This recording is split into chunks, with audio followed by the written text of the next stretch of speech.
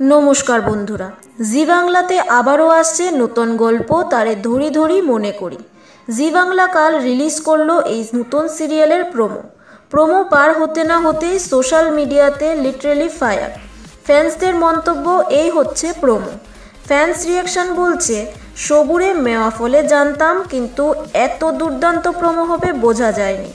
প্রেম ও ভক্তির এক অদ্ভুত মেলবন্ধন দেখা যাবে এই সিরিয়ালে, এমনটাই বলছে ফ্যান্সরা। দারুণ হবে সিরিয়ালটি। প্রোমোতে দেখা যায় গোরা মানে বিশ্বরূপ নৌকায় দাঁড়িয়ে গান গাইছে, আর পল্লবী মানে রূপমঞ্জুরি জলের মধ্যে ডুবে ভেসে আসছে।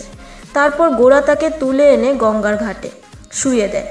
এই সিন দেখে দর্শকরা একেবারেই ইমোশনাল। কেউ বলছে এই হলো প্রোমো, দেখেই মনটা ভরে গেছে।